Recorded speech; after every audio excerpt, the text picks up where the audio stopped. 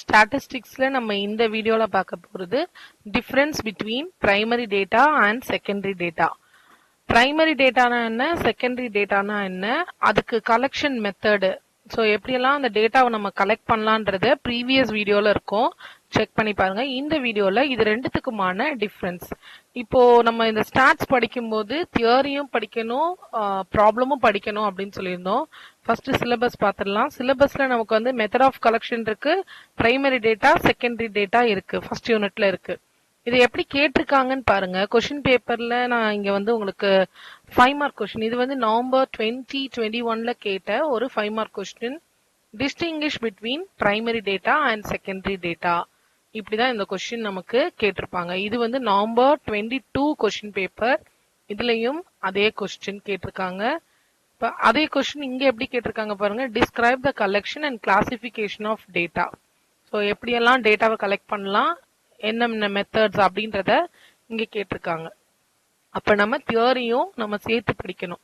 இப்போ இதோட இந்த பிடிஎஃப் லிங்க் வந்து டிஸ்கிரிப்ஷன்ல இருக்கும், நீங்க யூஸ் பண்ணிக்கலாம்.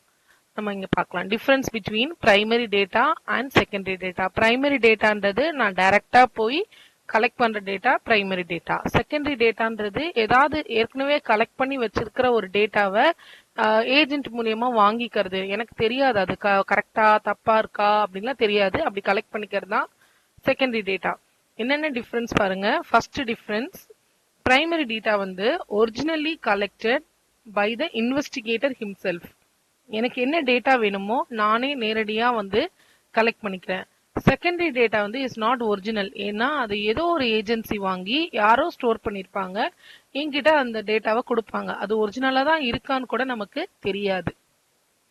செகண்ட் டிஃபரன்ஸ், இப்ப நாமளே போய் இப்போ ஃபார் எக்ஸாம்பிள் சென்னையில இருக்கிற ஒரு கேண்டிடேட்டை நம்ம இன்டர்வியூ பண்ணணும் அப்படின்னா வேற ஹைதராபாத்லயோ பெங்களூர்லயோ இருக்கிறவங்க வந்து கலெக்ட் பண்ணும்போது, அந்த டேட்டாவை கலெக்ட் பண்ணும்போது huge amount of money, time, labour, planning எல்லாமே தேவைப்படும்.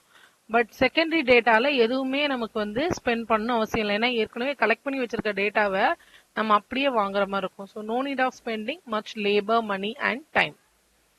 Third difference, it is suitable to the aim. எனக்கு என்ன பர்பஸ்க்காக நான் வாங்குறனோ, இப்போ எனக்கு ஒரு 50 பேரோட ஹைட் தெரியணும் அப்படின்னா நான் ஹைட்டை கரெக்டா நான் வாங்கியிருப்பேன். ஸோ என்ன எய்ம்காக வாங்குறோமோ, என்ன அப்ஜெக்டிவ்காக வாங்குறோமோ அது கரெக்டா இருக்கும். பட் இங்க செகண்டரி டேட்டால ஃபர்ஸ்ட் வாங்கின ஏஜென்ட் அந்த டேட்டாவை எதுக்காக கலெக்ட் பண்ணாங்கன்னே தெரியாது.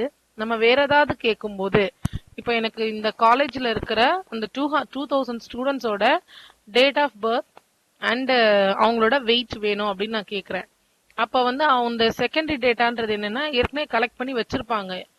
அந்த காலேஜ், நான் சொன்ன காலேஜ் தான் இல்ல, வேற காலேஜோட டேட்டாவை கூட நம்ம கிட்ட கொடுக்கலாம். ஸோ அது வந்து எதுக்கோ அவங்க பர்பஸ்க்காக கலெக்ட் பண்ணி வச்சதா நம்ம ஏதோ ஒரு பர்பஸ்க்காக வாங்குவோம். அதனால நம்மளோட எய்மை வந்து அது சாட்டிஸ்ஃபை பண்ணுமானா தெரியாது.